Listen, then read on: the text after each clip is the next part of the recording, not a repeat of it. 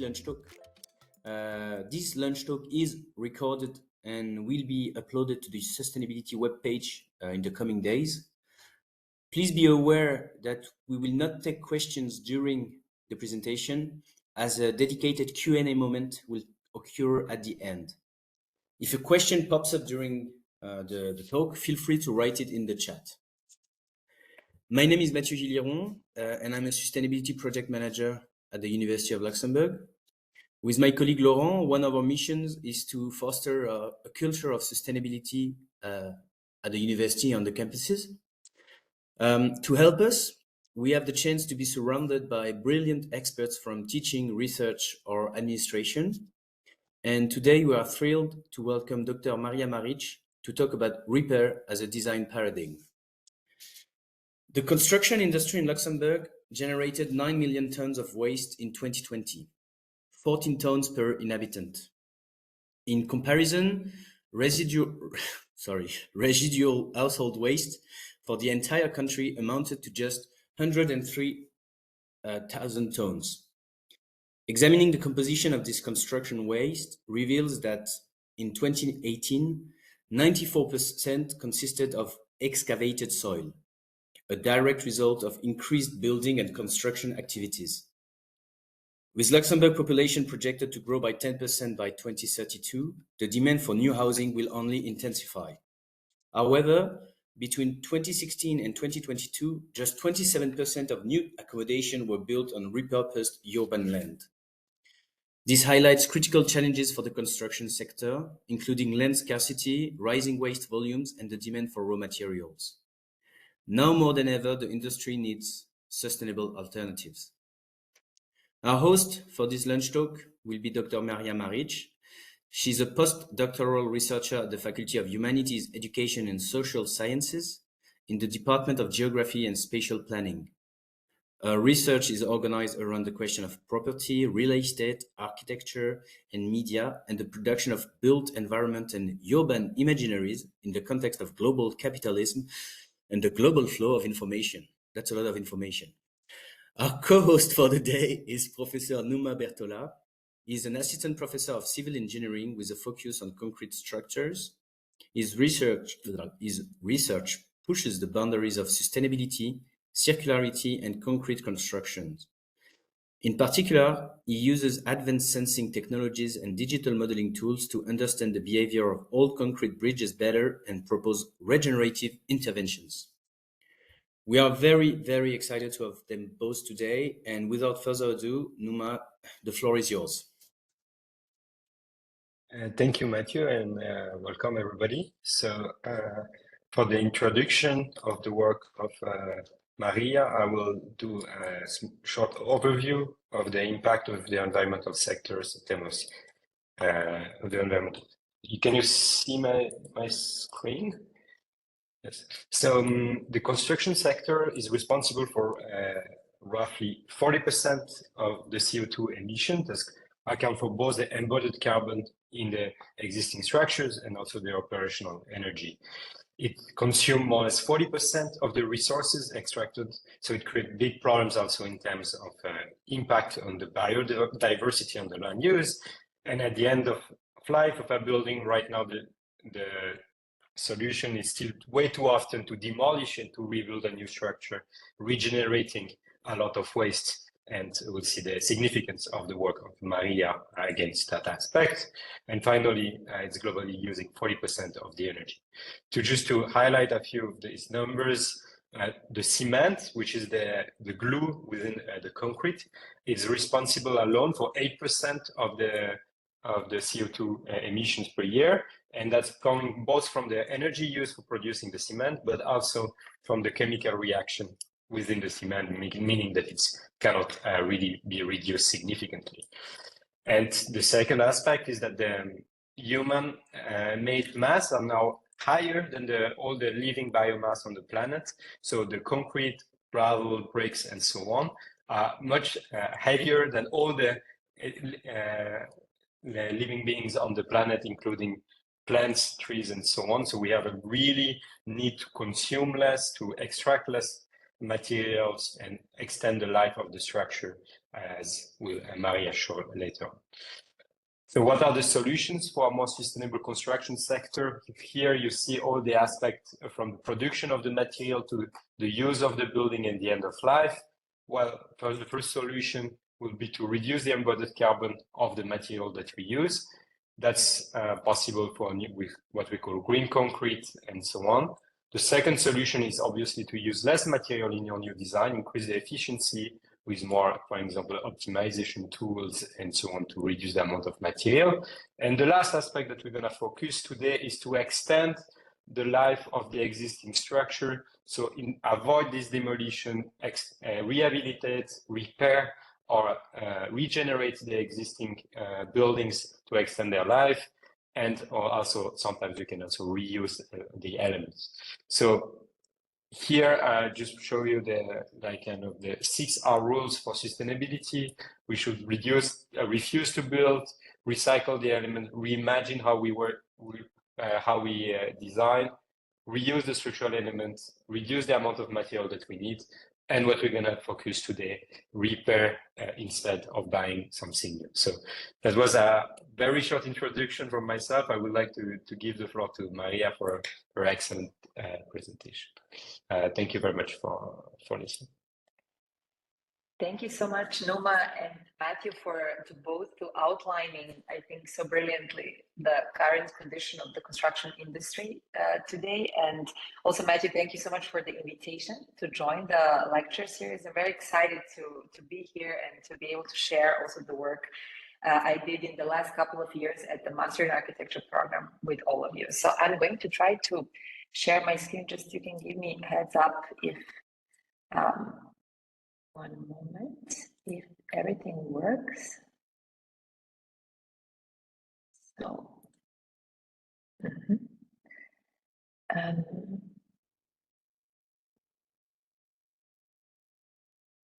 okay, hopefully this will work. I have a bit of, everything is okay?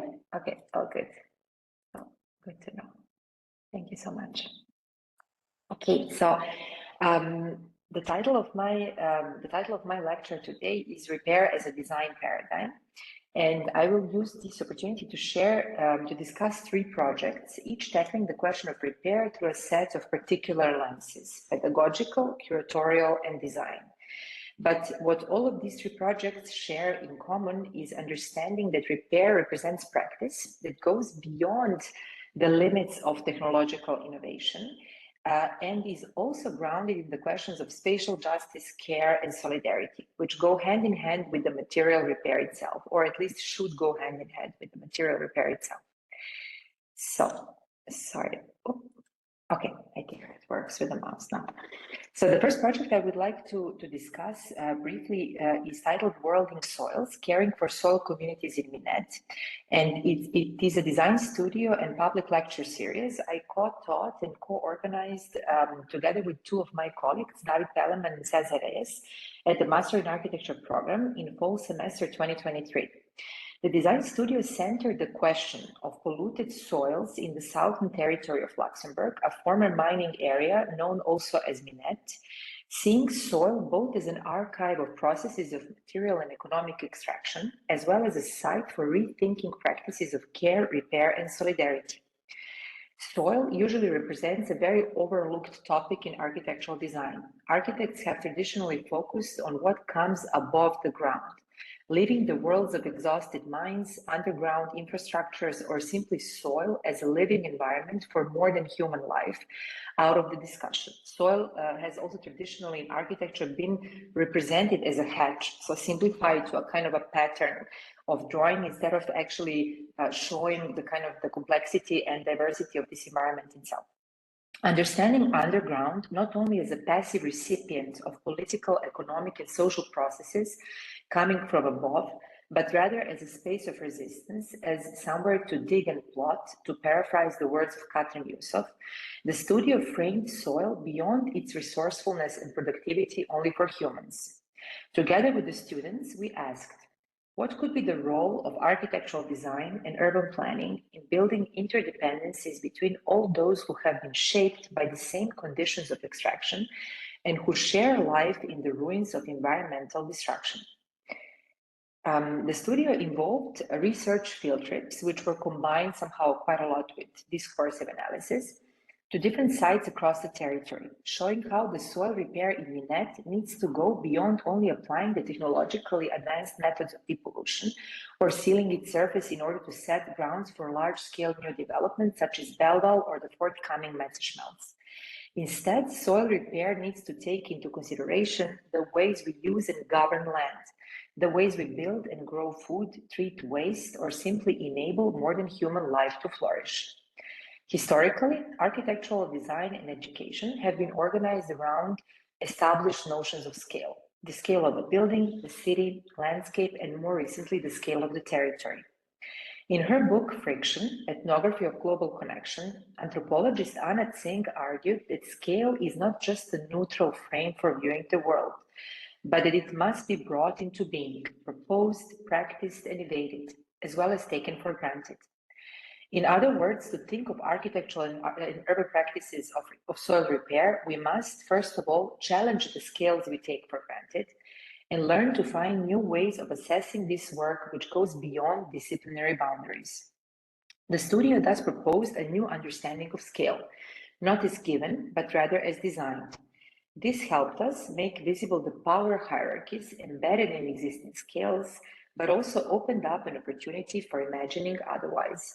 I will show two student projects that kind of tackled this question in more pragmatic way. So the first project that we are seeing is titled, What Does It Mean to Live and Inhabit the Slag Heap? By Eka Charlton Hutchinson, Ramzi Shadid, and Kanzu Kok, who decided to examine the territory of Minette through self-organized walking sessions, in which one thing that they noticed in the very beginning is the kind of landscape of slag referring to a pile of exhausted earth that remains after the mining process has ended.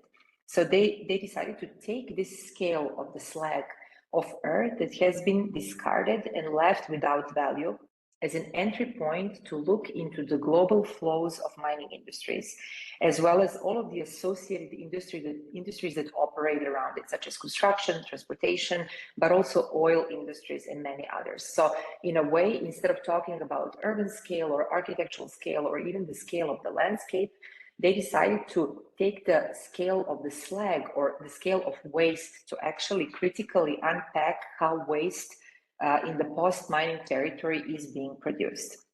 Another example is the project titled Minette, Garden of Earthly Metabolisms, which kind of operates as a reinterpretation of Hieronymus Bosch's Garden of Earthly Delights, developed by Kristina Shatokina, Christine Chen, and Cornelis van der Male, a project that proposed to look into the post-mining territory through the body of the miner, a figure which has often been overlooked and forgotten in the stories of industrial success. Diving into the history of medical data of migrant workers employed in the mines in Minette. For them, the body and its metabolism served as an entry point in unpacking the processes of extraction of the earth itself. So in the end, they produced a kind of a comprehensive analytical report, which was kind of coupled with this speculative representation design proposals, which kind of addresses the work also of Hieronymus Bosch.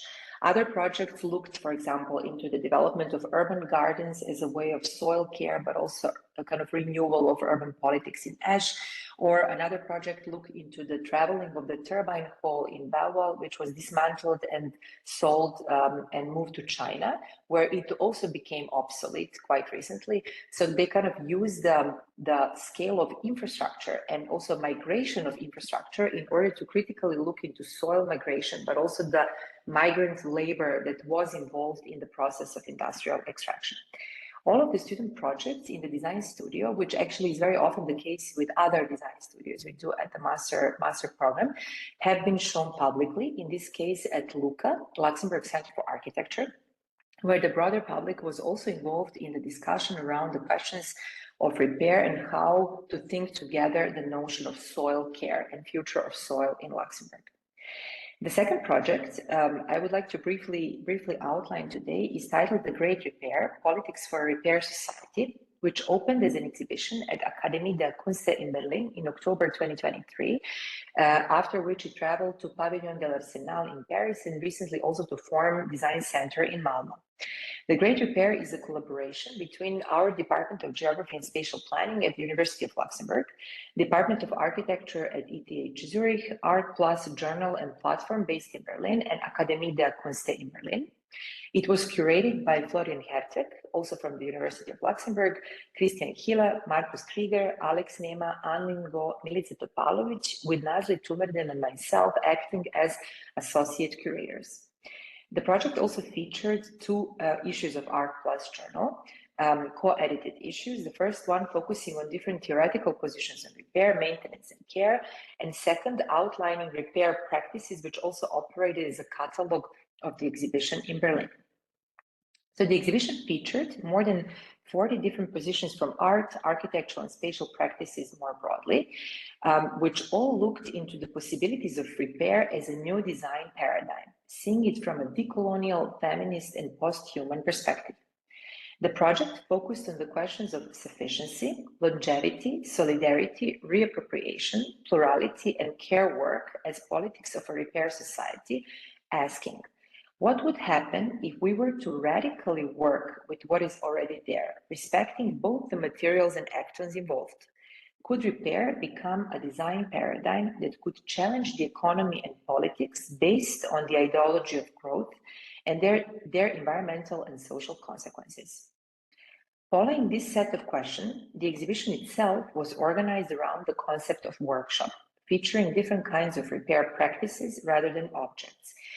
To describe all the works in the exhibition would be absolutely impossible in the next 20 to 25 minutes, but I can maybe give some examples. So there was one very illustrative project which was called Holes in the House by Fuminori Nosaku and Mio Tsuneyama, two Japanese architects who somehow through their work examine the growing vacancy rates and very closely tied cycles of demolition and constructions, which are very typical for Japan.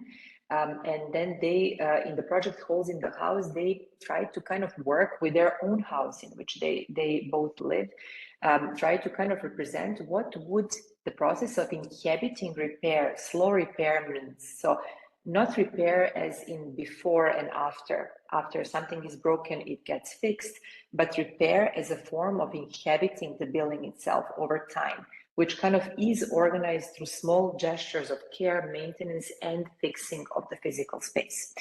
Another example is what we see actually here in this picture, these kind of large-scale one-to-one models of sustainable construction developed by a group called Material Cultures, who examine the possibility of locally sourced bio-based materials for sustainable construction.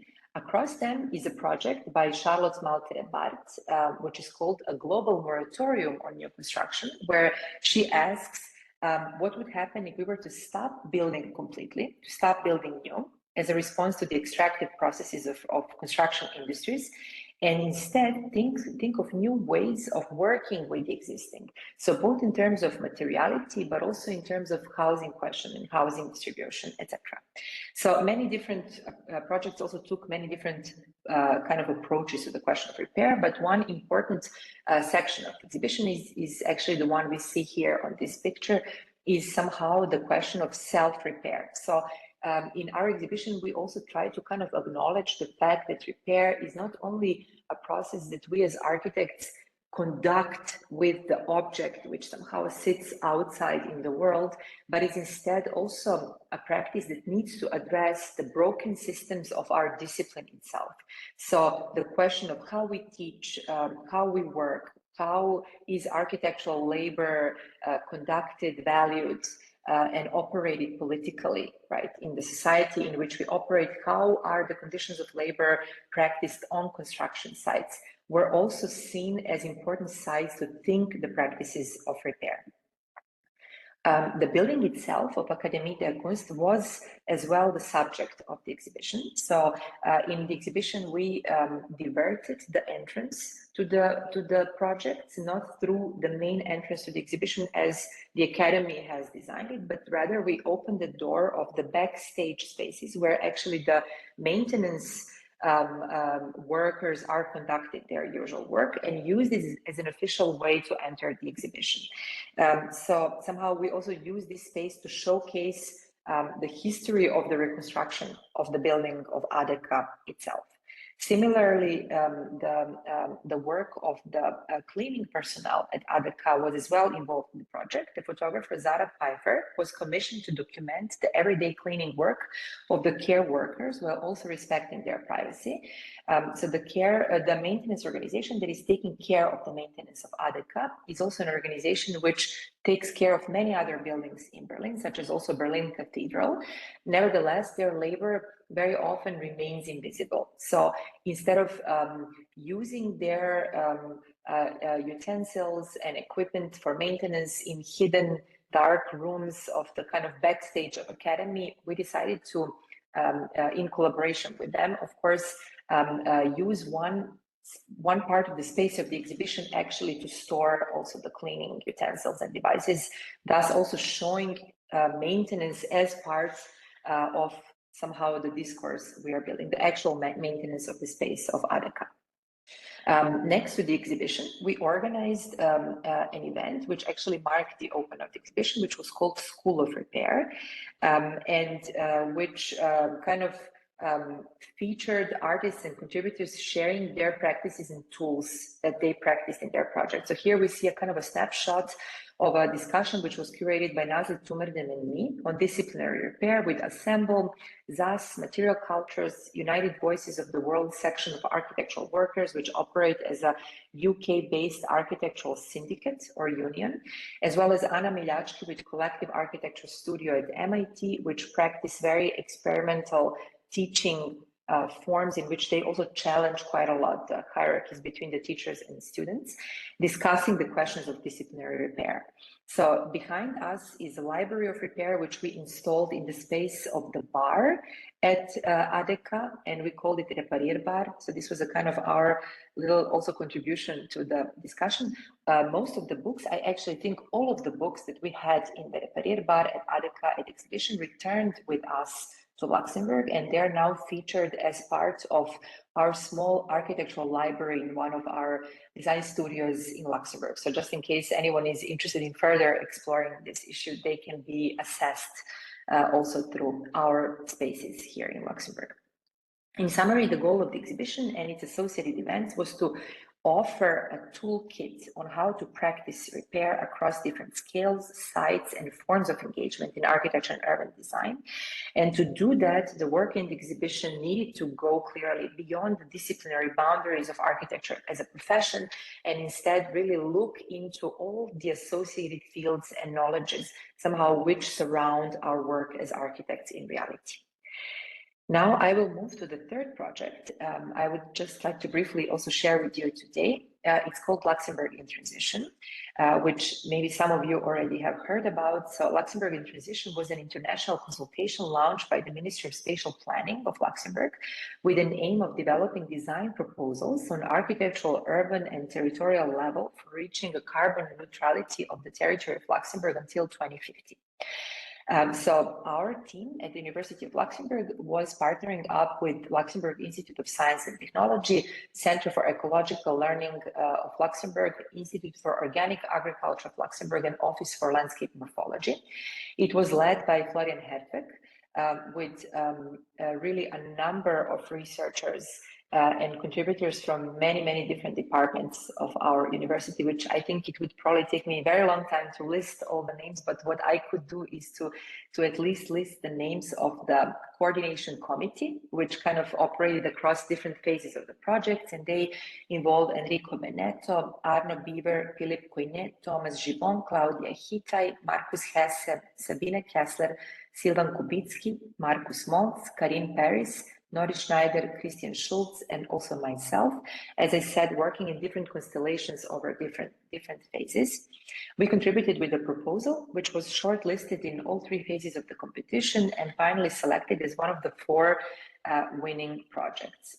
So the project was actually conducted between 2020 and 2021, and as I said, really it was a truly kind of interdisciplinary form of work where we kind of collaborated with people who come from very, very different backgrounds, spanning from architecture and urban design to urban studies, geography, political science, economy, history, transportation, food science, agriculture, engineering. Really, it was a kind of a very interdisciplinary scope of work. All 3 phases of the project were published as reports, and all the 3 reports are online and available for download in case some of you would like to explore them in more detail, but I can maybe just give you a kind of a short hint on what was, let's say, the topic of each of these phases. So in the very first phase, the territory of Luxembourg was considered as a site mapped, and we outlined basic principles of both metric calculations and design and governance strategies.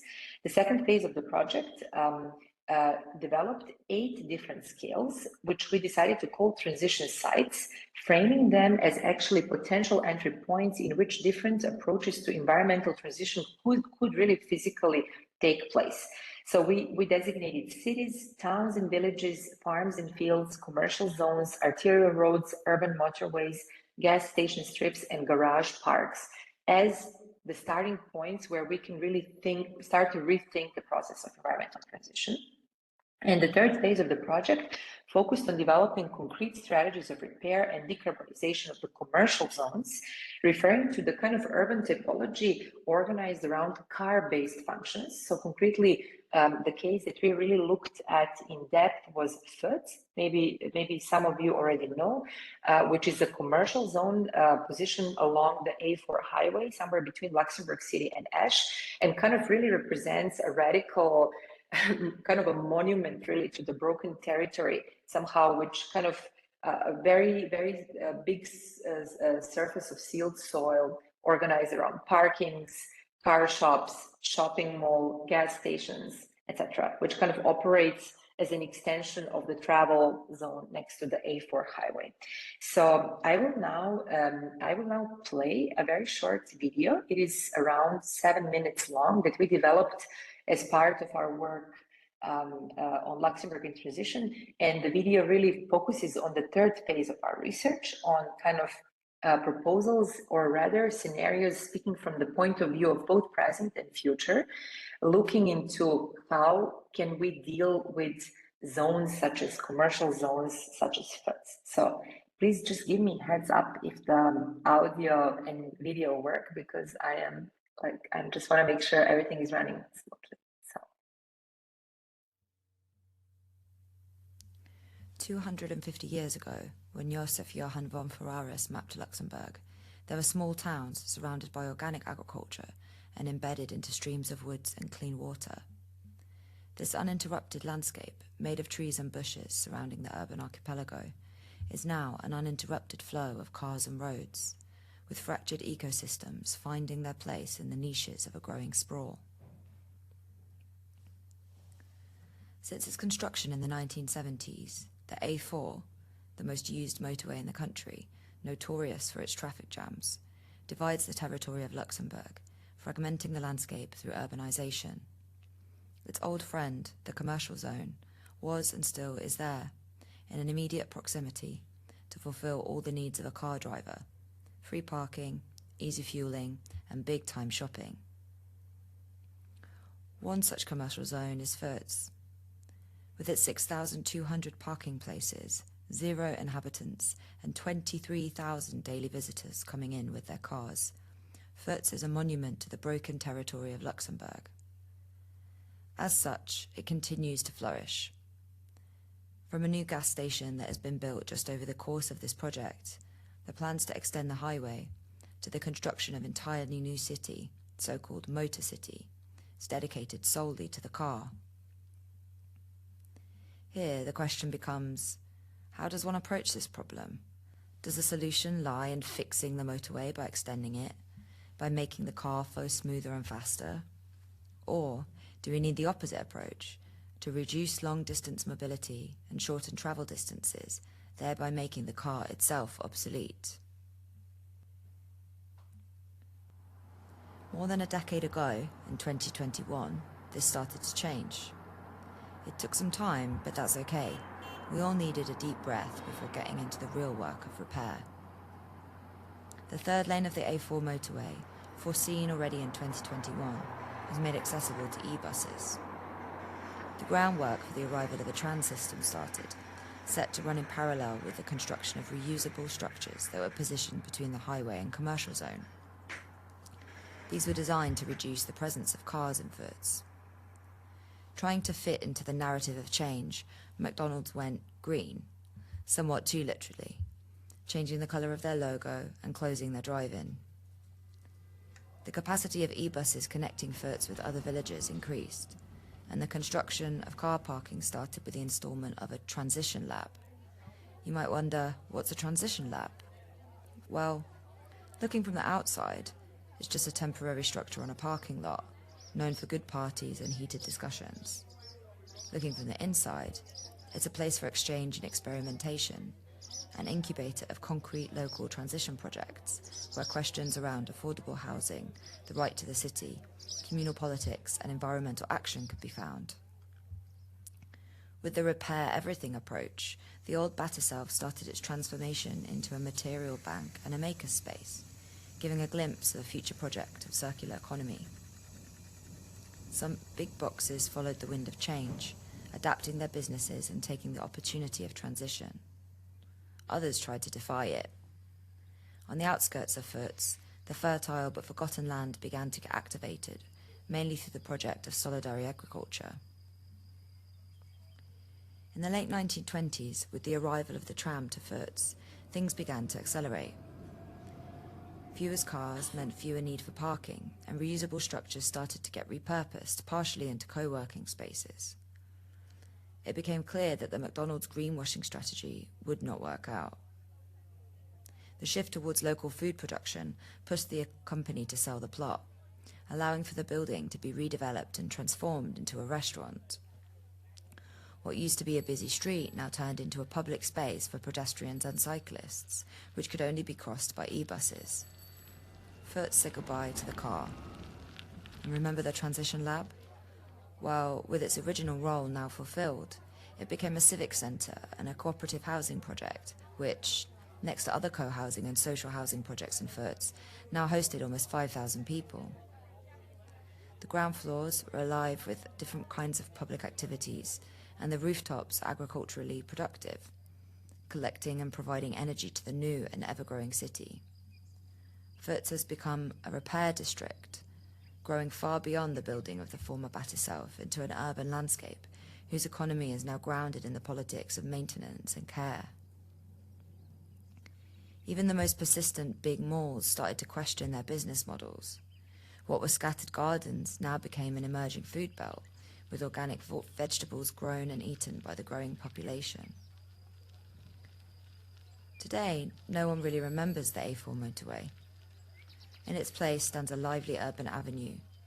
There are still electric cars, but even with them, the reusable structures are getting reconfigured, or shall I say reused, into different commercial and public amenities, such as this public library. The remaining car parking spaces between buildings are getting unsealed and greened, allowing for water to be absorbed in the soil and nature to thrive not just outside, but also in the new city. Perimeter blocks, now filled with new housing, are starting to form local communities, with inner parks and shared co-working, repair and other communal facilities. There is life in Fürth, sometimes even too much of it. At this point, even the last shopping malls have quit, giving space to more sustainable economies and public infrastructure such as this school. The green belt of private, community and solidary gardens allows humans and non-humans alike to interact. Complemented by food markets, sports fields and learning facilities, the landscape has become a social project.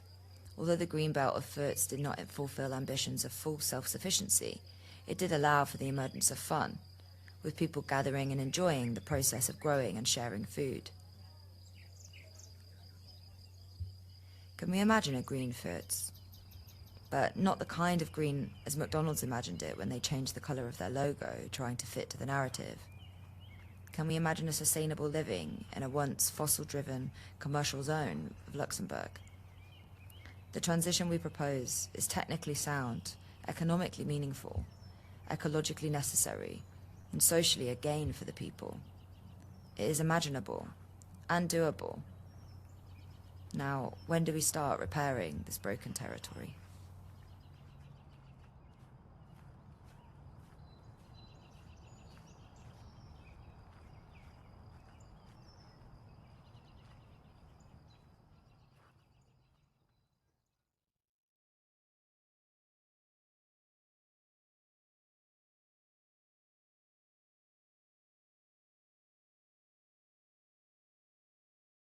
So thank you for patience. I just wanted to say, before I move on to the next slide, I realized that I uploaded the version without the credits. So the person we collaborated with is Julian Wäckerlin, who helped us animate this video, and the voice is by Charlotte Grace. So, and the team behind the video, of course, is by Mastering Architecture program.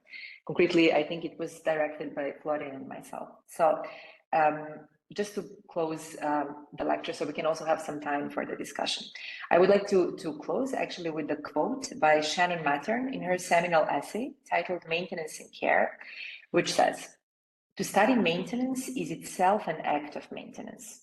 To fill in the gaps in this literature, to draw connections among different disciplines is an act of repair, or simply taking care, connecting threads, mending holes, amplifying quiet voices." End of the quote. Following from here, and I believe what all of these projects are trying to show is that repair reminds us that the broken world needs more than to be fixed. Instead, it has to be cared for. It is also a reminder that this work does not only lie in the hands of experts. Repair as such cuts across disciplines and forces us to see beyond the boundaries of our disciplinary knowledge. To practice repair thus means also to practice another way of engaging with our research and teaching work, seeing it as a framework for caring for both spaces we produce and design, as well as academic communities, students, and the publics beyond the classroom itself. I will now end here. Thank you so much, and I will stop sharing so we can proceed with the discussion. Thank you so much.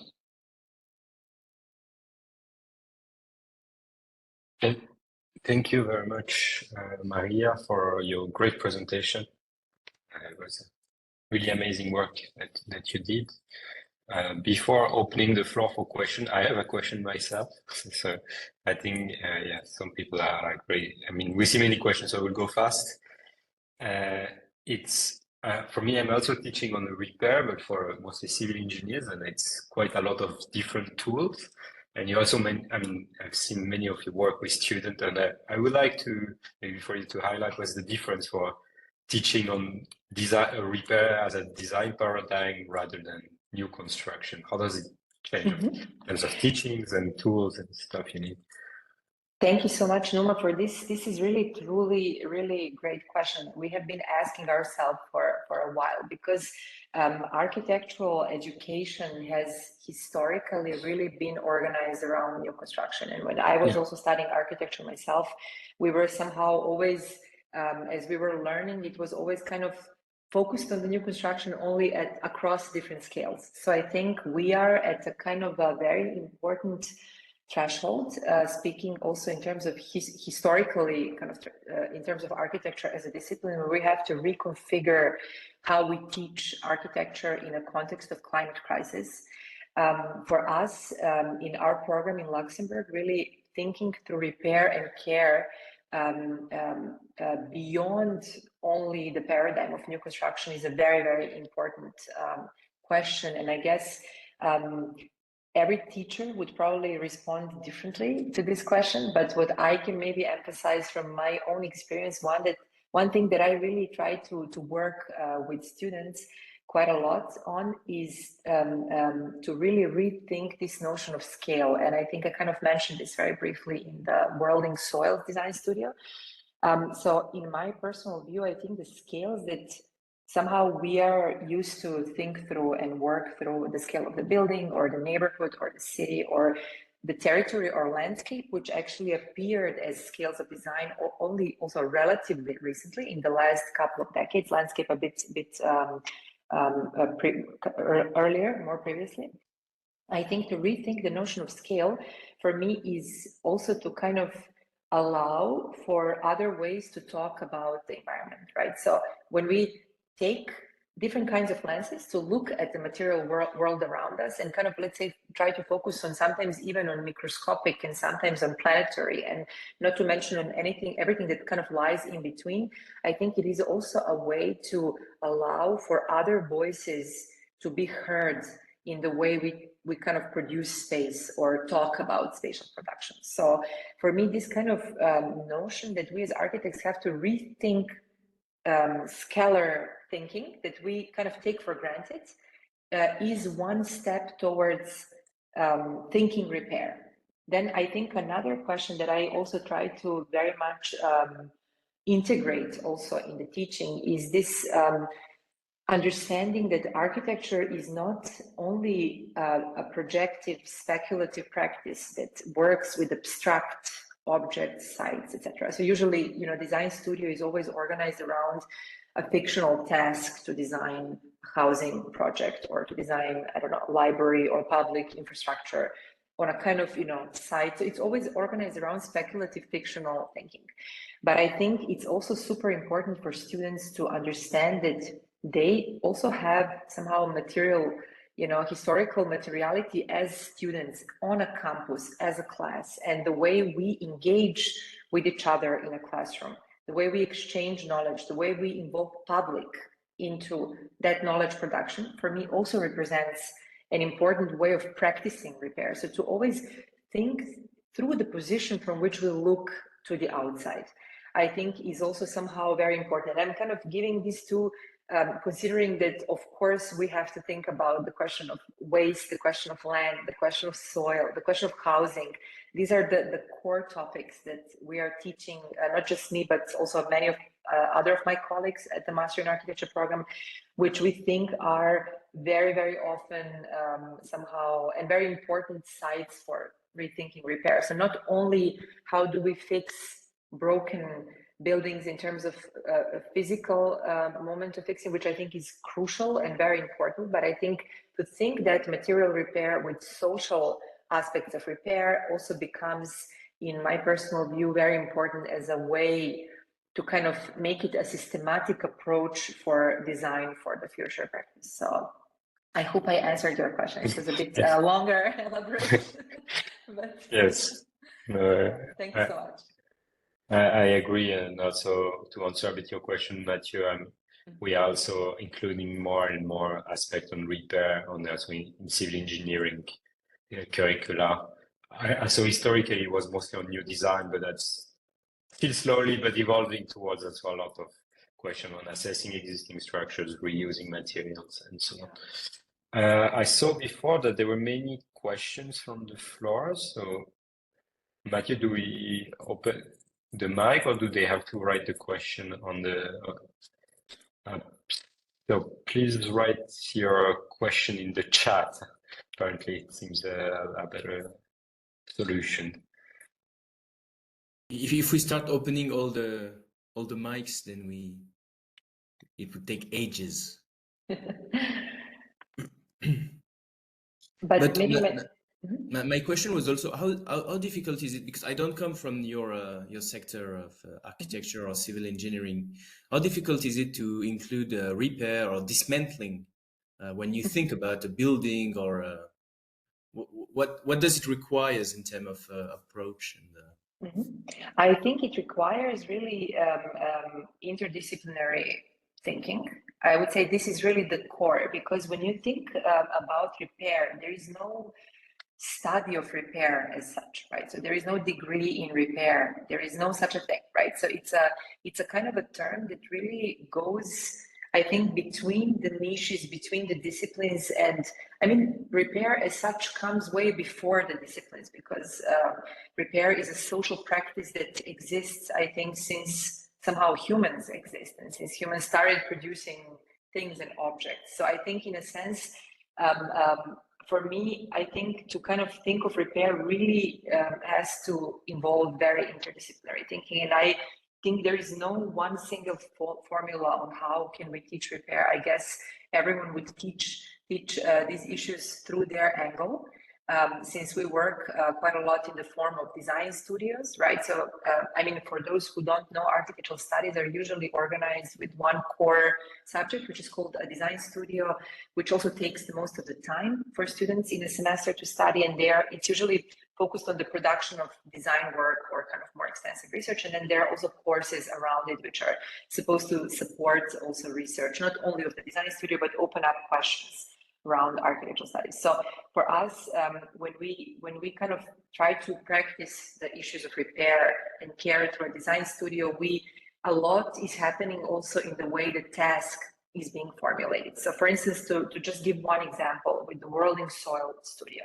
So we purposefully did not give a kind of one particular building, I don't know, in Rumelange, for example, for students to rethink, you know, for the future.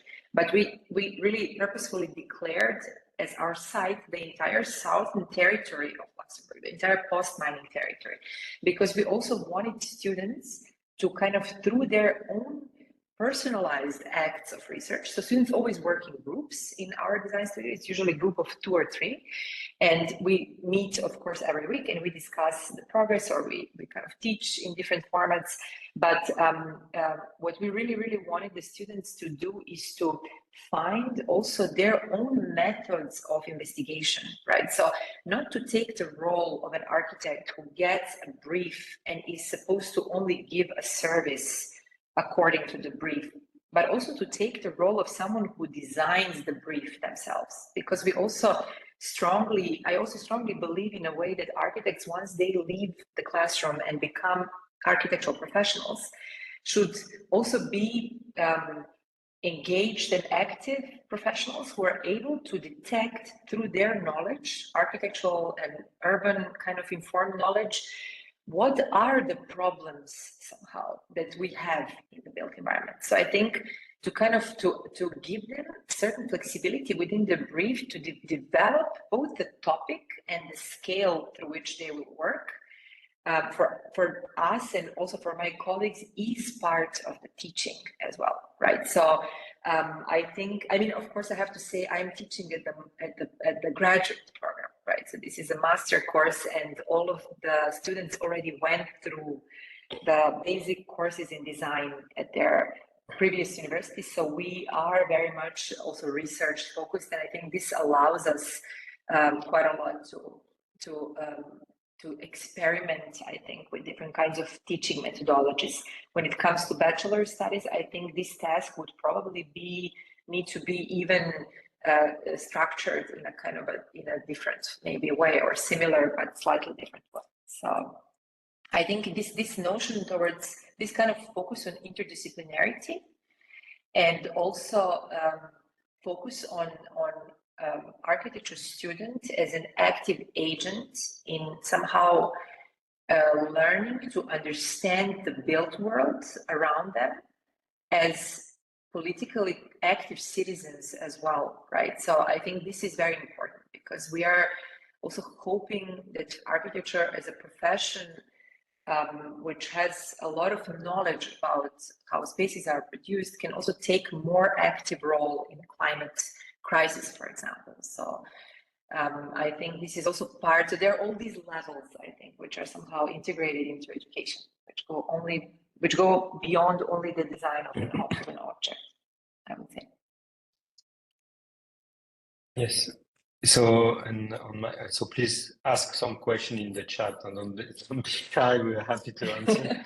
But I mean, of course, if there are questions, yes. Yeah, from my perspective in civil engineering is also that you bring some new anxieties that when you deal with something existing, we may not know the existing material, the existing structures.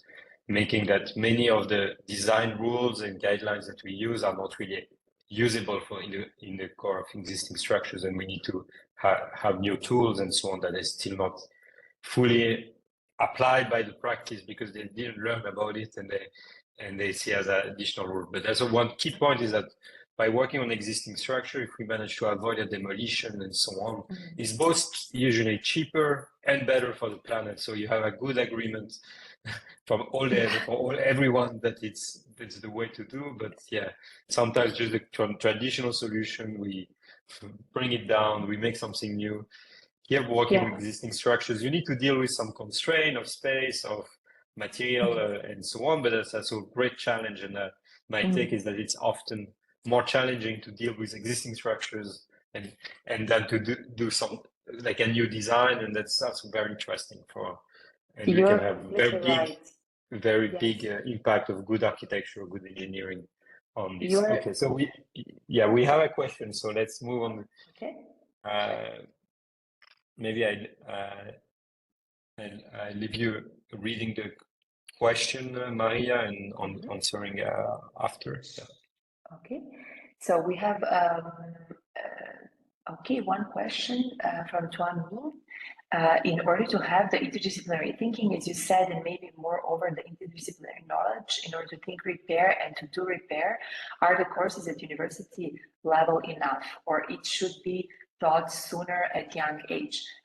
Was or is our education program designed to do so for 4 to 18 years old? That's a really, really great question. I mean, I'm not sure if I can answer it directly because I do teach at the university level, but I completely agree with the kind of suggested message, I think, in this question. I think we certainly need not only earlier education on repair, but also we need a really repair as a social practice everywhere and every day in the cities and towns and villages in which we live, right? And I think this is somehow, I mean, it's a kind of course, very early to talk about this, and I know this project is under a lot of discussion, but there has also been different kinds of initiatives at our university which really center different forms of repair schools, maker spaces maybe, or other forms of infrastructure which would actually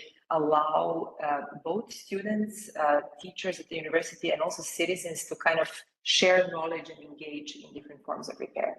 I know also of many networks, like there is one very important international network, it's called the Maintainers, and they really operate as a very, very interesting platform, which is somewhere between very practical and very discursive work, gathering really professionals and citizens with very different backgrounds who kind of discuss and talk about repair. They were actually one of the first networks, I think, to include repair as a public discourse through, I think, the Maintainers conference, which was a kind of a yearly event, very broadly communicated. But I think it's necessary to have repair earlier as a topic, and also to have it as a form of public practice as well, so beyond the classroom. Yes, I answer the next, and then you add more if you think it's necessary. So who profits from non-repair ways of doing things? Asked by Robert. Well, I mean, for me, it's not that simple to answer because that's more a paradigm than right now by every actors. But I would say the most obvious answer would be the material producers, right? Because if you build new, you need a lot of material so they can sell you more.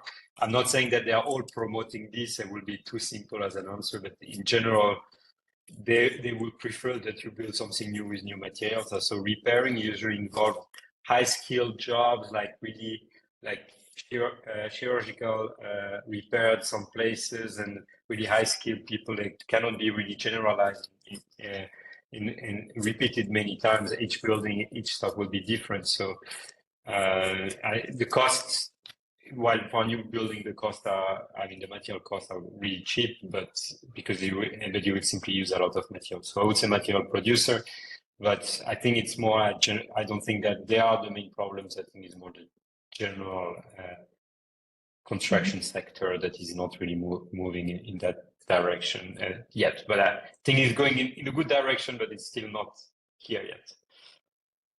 Yes, and Numa, I mean, I completely agree. I just want to maybe add one also note on that. I think it's there is an entire chain of affiliated stakeholders, right? So if we take, for example, architecture, really, and the production of housing. So there is of course, the mining industry, which provides the material.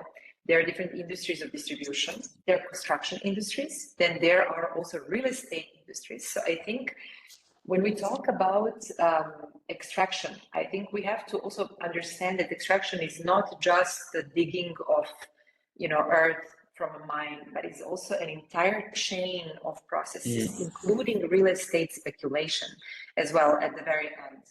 So I think we would even need to, I think this is also missing knowledge, right? This kind of mapping of the complexities of how buildings come to be, right? Usually that's again, coming back to the pedagogy of architectural teaching, right? Of teaching architectural design.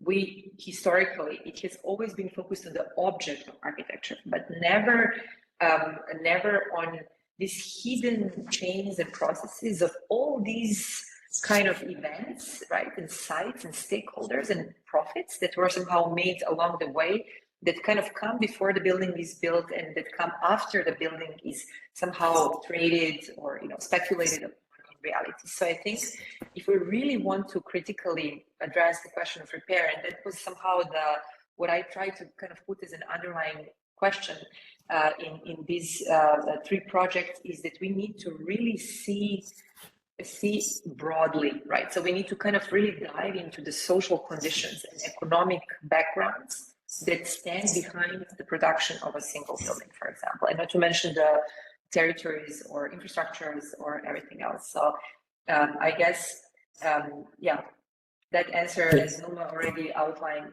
would be in charge of the producers. So yeah, and I'm generally against the word of lifespan of a building, of a structure, like this biological analogy that it has a structure getting old and then needs to die at some point, and so pushing for not repair. I think in my opinion, structures can live forever if we maintain them well and if you repair them, and therefore this kind of how old is a structure and so on is not really relevant.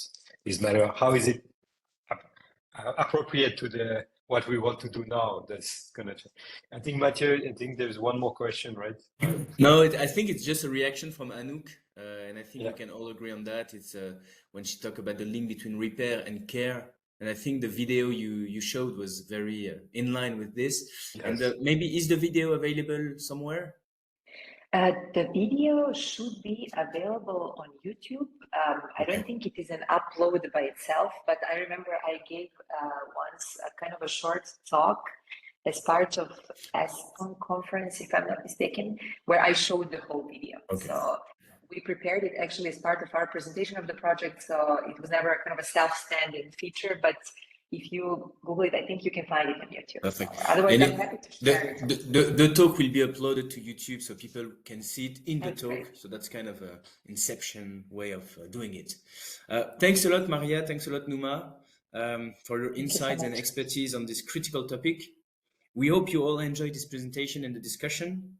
Once again, the record will be available online on the sustainability page of the University of Luxembourg.